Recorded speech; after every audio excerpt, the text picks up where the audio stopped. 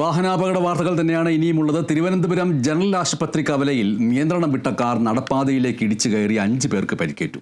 ഗുരുതരമായി പരിക്കേറ്റ 4 പേർ തിരുവനന്തപുരം മെഡിക്കൽ കോളേജ് ആശുപത്രിയിൽ ചികിത്സയിലാണ്. അതിവേഗത്തിൽ പാഞ്ഞു വന്ന കാർ നിയന്ത്രണം വിട്ട് നടപ്പാതയിലേക്ക് ഇടിച്ചു കയറുകയായിരുന്നു. നടപ്പാതയ്ക്ക് സമീപം ഓട്ടോറിക്ഷ സ്റ്റാൻഡിൽ ഉണ്ടായിരുന്നവരെയും കാൽനട യാത്രക്കാരെയും ഇടിച്ചു തെറിപ്പിച്ചു.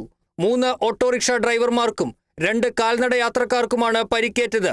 ഗുരുതരമായി പരിക്കേറ്റ ഷാഫി, സുരേന്ദ്രൻ, ആഞ്ജനേയൻ, ശ്രീപ്രിയ എന്നിവരെ തിരുവനന്തപുരം മെഡിക്കൽ കോളേജ് ആശുപത്രിയിലേക്ക് മാറ്റി. ഇവിടെ നിന്നാണ് ഇടിച്ച് പുറകെ കൊണ്ടുപോയത്. വണ്ടി കണ്ണടച്ച് തുറക്കുമ്പോൾ വന്ന് അവിടെ നിന്ന് പുറത്തോണ്ട് വന്ന് അങ്ങ് പോവുകയും ചെയ്തു. നമ്മളങ്ങ് പുറകെ നിൽക്കുകയായിരുന്നു ആ റോഡിന്റെ അവിടെ, ആ ഗേറ്റിന്റെ അവിടെ. ഇന്ന് ഒഴിവായതുകൊണ്ടാണ് ഇത്ര ലൈവായിട്ട് കാണാൻ പറ്റും. കാര്യം ഇന്ന് തിരക്ക് കുറവാണ്. അല്ലാത്ത ഇന്നലെ ആണെങ്കിൽ നമ്മൾ കാണാൻ കൂടെ പറ്റില്ല. എങ്കിൽ ഇവിടെ നിന്നവരെല്ലാം പോയി. കാറിന് സാങ്കേതിക തകരാർ ഇല്ലെന്നും ബ്രേക്കിന് പകരം ആക്സിലേറ്റർ ചവിട്ടിയതാണ് അപകടത്തിന് കാരണമെന്നും മോട്ടോർ വാഹന വകുപ്പ് ഉദ്യോഗസ്ഥർ പറഞ്ഞു. മെക്കാനിക്കൽ ഡിഫക്റ്റുകളൊന്നും കാണാനില്ല. അതായത് ഇൻഎക്സ്പീരിയൻസ്ഡ് ഡ്രൈവർ ആയിരിക്കാം. മേ ബി അയാൾക്ക് ലൈസൻസ് ഉള്ള ആളാണെന്ന് ഇനി നോക്കിയാലേ അറിയുള്ളൂ. അങ്ങനെ പഠിച്ചതായിരിക്കാം. കാരണം അതിന് ബ്രേക്കിന് വരെ ആക്സിലേറ്റർ അപ്ലൈ ചെയ്താണ് അത് സാധ്യതയെന്ന് തോന്നുന്നു. ലൈസൻസ് പരിശോധിക്കാനായിട്ട് നോക്കുന്നു. ഇപ്പോൾ അയാൾ അഡ്മിറ്റഡ് ആണ്. അയാളെ പരിശോധിച്ചതിന് ശേഷം നമുക്കത് പറയാനേ കഴിയും.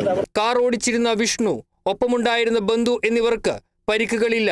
ഇവരെ പോലീസ് കസ്റ്റഡിയിലെടുത്ത് ചോദ്യം ചെയ്യുകയാണ്. Kerala vision news, Thiruvananthapuram.